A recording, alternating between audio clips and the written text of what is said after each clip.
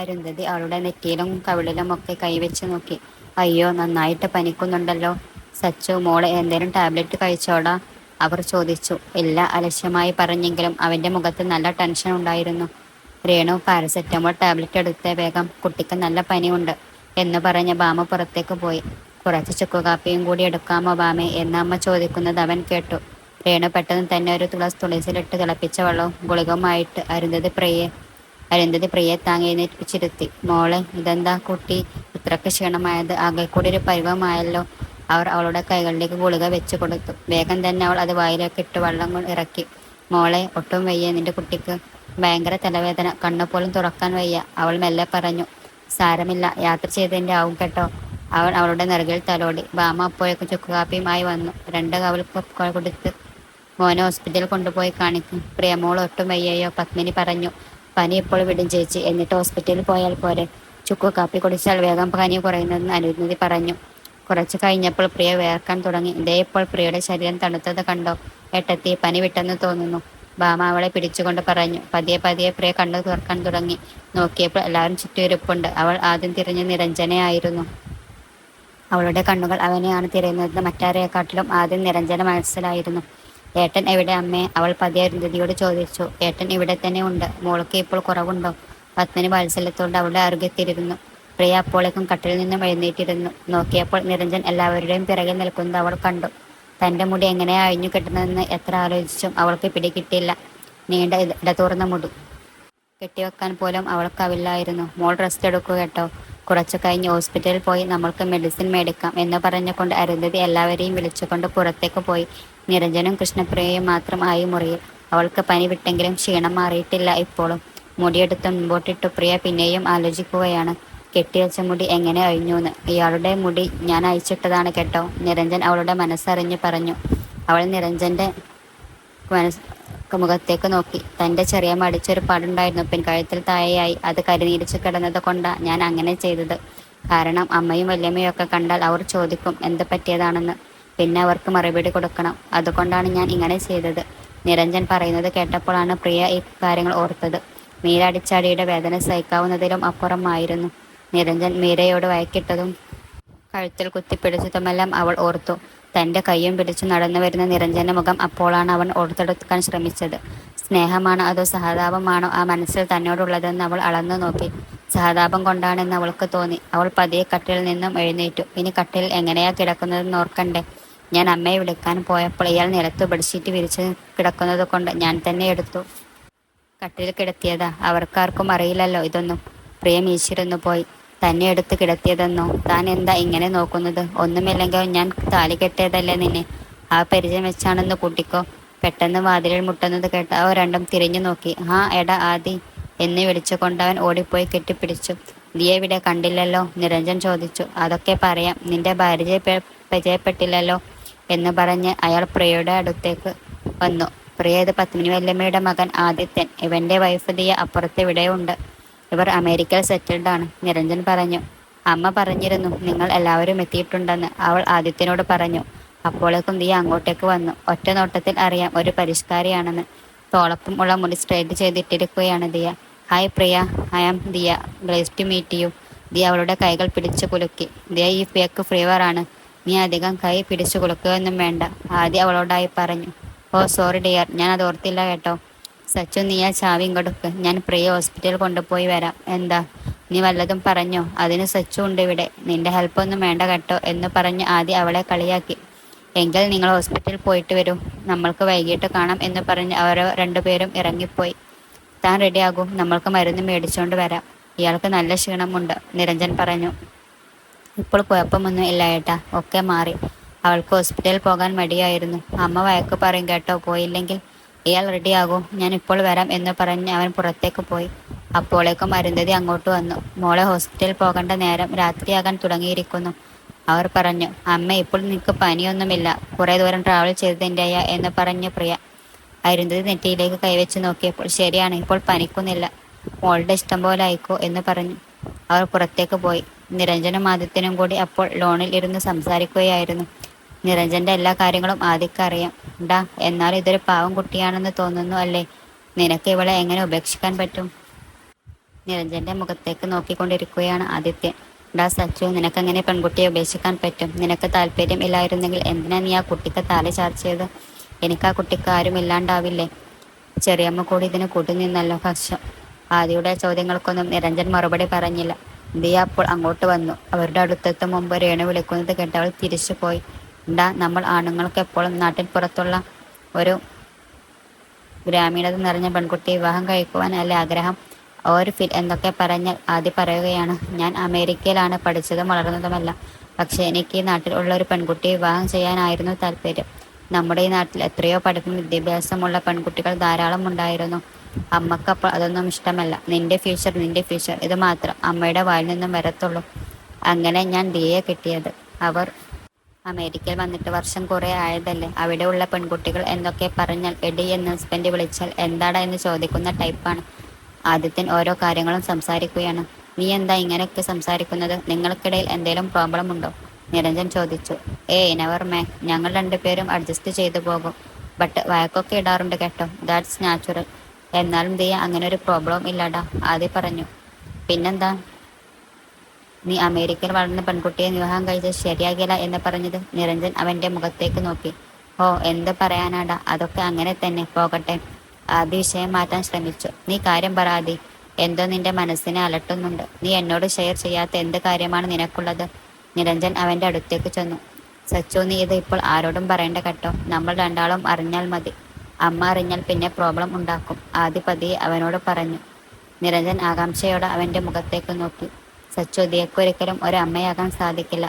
പല പല ഡോക്ടേഴ്സിനെ കണ്ടു നോക്കി, ഒരുപാട് ചികിത്സ നടത്തി. ബട്ട് എല്ലാവരും പറയുന്നത് അവൾക്ക് നല്ല അമ്മയാകാനുള്ള കഴിവില്ലെന്നാണ്. അവൾ ചെറുപ്പം മുതലേ ന്യൂഡിൽസും ഫ്രൈഡ് റൈസും ഒക്കെ അല്ലേ കഴിച്ചു വളർന്നത്. ഈ ഫാസ്റ്റ് ഫുഡൊക്കെ കഴിക്കുന്നത് പെൺകുട്ടികൾക്ക് ഒരുപാട് ദോഷം ചെയ്യും. പിസിഒഡിയും ഓവറി സിസ്റ്റവും എല്ലാം അവൾക്കുണ്ട്. അവളുടെ ലൈഫ് സ്റ്റൈൽ കൊണ്ട് ആണ് സംഭവിച്ചത്. എല്ലാവർക്കും ഇല്ല കേട്ടോടാ. എന്തായാലും ദിയക്ക് അത് ഏറ്റു. വിവാഹം കഴിഞ്ഞപ്പോൾ അവൾ ആദ്യം എന്നോട് പറഞ്ഞത് ഉടനെ ഒരു കുഞ്ഞു വേണ്ട, നമ്മൾക്ക് ലൈഫ് എൻജോയ് ചെയ്യണം, ആഫ്റ്റർ ദാറ്റ് ഇതൊക്കെ മതിയെന്നാണ്. ഞാനും ഒക്കെ പറഞ്ഞു. 2 ഇയർ കഴിഞ്ഞാണ് അമ്മയുടെ ബഹളം കാരണം ഞങ്ങൾ ഇതിനെക്കുറിച്ച് ചിന്തിച്ചത്. അപ്പോളേക്കും വൈകിപ്പോയിരുന്നു. മേ ബി ഞങ്ങൾ ആദ്യം ശ്രമിച്ചായിരുന്നെങ്കിൽ അവൾ പ്രഗ്നൻ്റ് ആവുമായിരുന്നു എന്ന് ഡോക്ടർ പറഞ്ഞു. ആദിത്യൻ പറഞ്ഞു നിർത്തി. അവൻ്റെ ശബ്ദം വിറച്ചു. നീ വിഷമിക്കാതെ, എല്ലാം റെഡിയാകും. നമ്മൾക്ക് എന്തെങ്കിലും വഴി നോക്കാം. അപ്പോൾ ഇതിനൊക്കെ ഒരുപാട് ട്രീറ്റ്മെൻ്റ് ഉണ്ട്. നിരഞ്ജൻ അവനെ ആശ്വസിപ്പിച്ചു. നീ ഇതാരോടും പറയല്ലേ പ്ലീസ്, ആദ്യ വീണ്ടും പറഞ്ഞു. No never believe me, Niranjan അവനുമായിട്ട് എഴുന്നേറ്റ് കൊണ്ട് പറഞ്ഞു. ദിയ വരുന്നുണ്ട് ഇങ്ങോട്ട് കേട്ടോ. നീ ഇതൊന്നും അറിഞ്ഞ ഭാവം പോലും നടിക്കരുത്, ആദ്യ പറഞ്ഞു. ആ, ഇവിടെ ഇരുന്ന് സൊറ പറയുക രണ്ടാളും.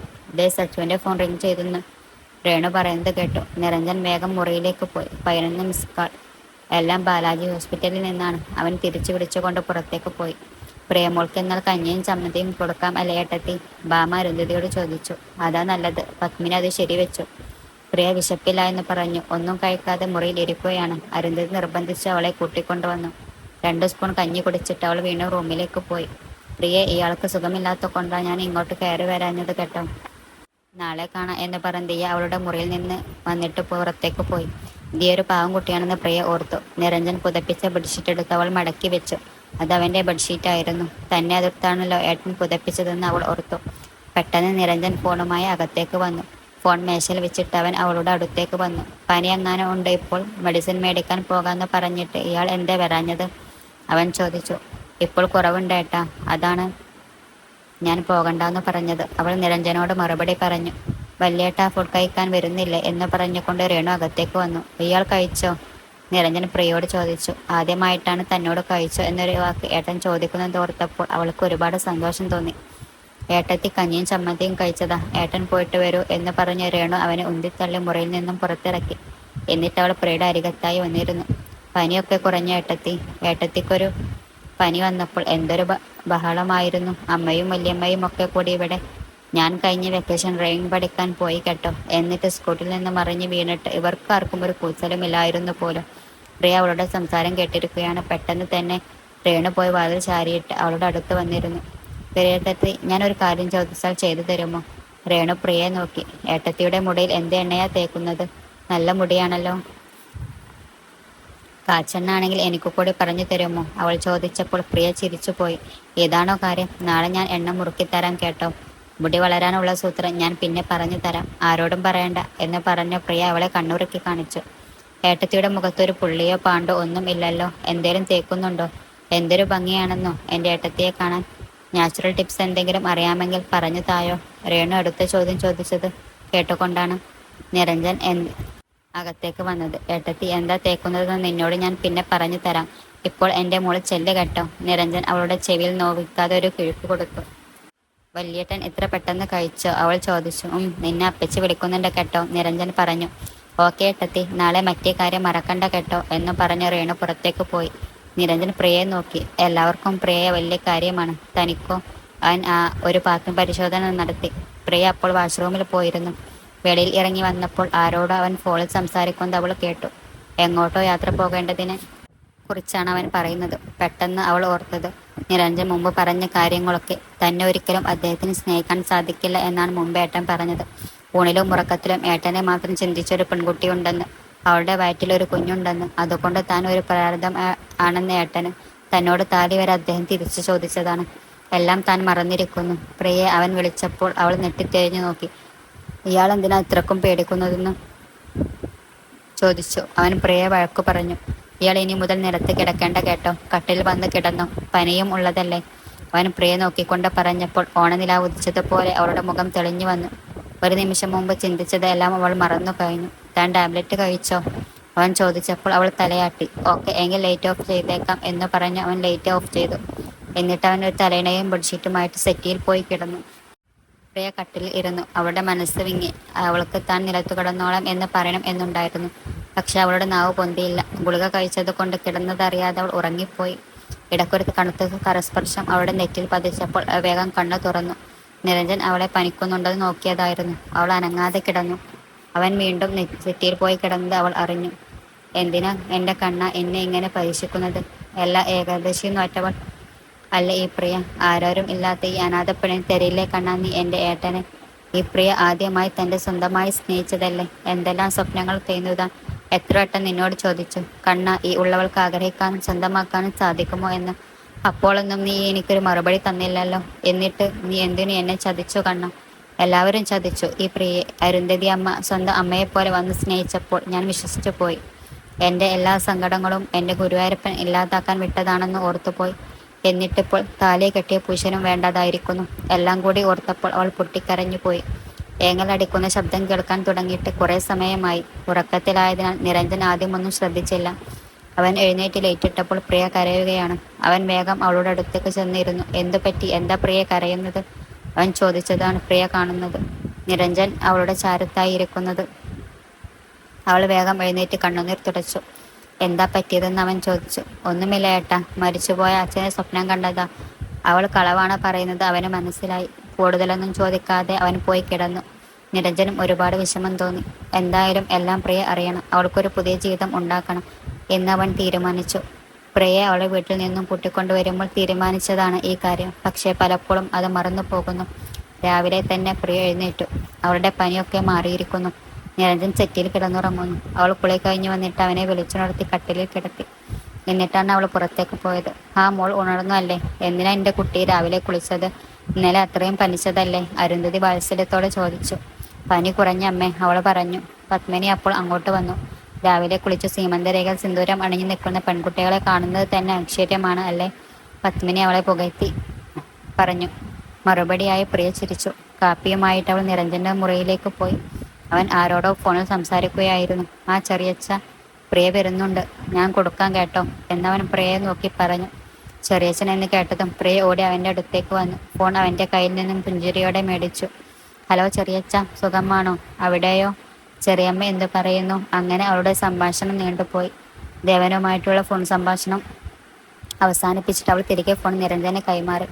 അയാളോട് സംസാരിച്ചു കഴിഞ്ഞപ്പോൾ അവൾ അതീവ സന്തോഷവതിയാണെന്ന് അവൻ കണ്ടു.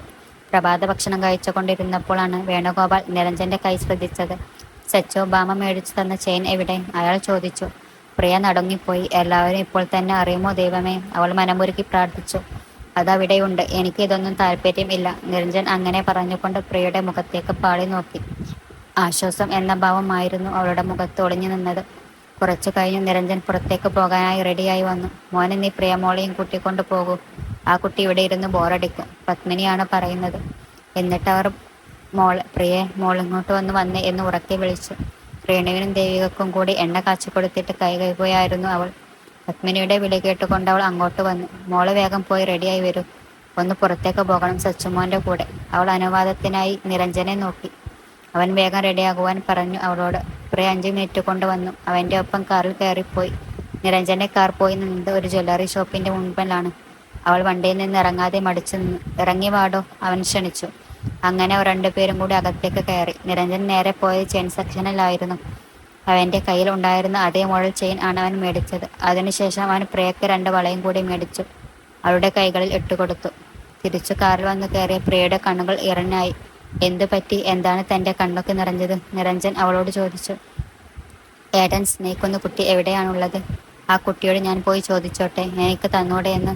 എനിക്ക് വേറെ ആരുമില്ല. അവളുടെ ചുണ്ടുകൾ വിറച്ചു. ഇത് പറയുമ്പോൾ അവൾ അവൻ്റെ കൈകൾ രണ്ടും കൂട്ടിപ്പിടിച്ചു. അവൾ ഒരുപാട് കരഞ്ഞു. എന്നിട്ട് അവൻ്റെ കൈകളിൽ അവളുടെ ആദരങ്ങൾ അമർത്തി.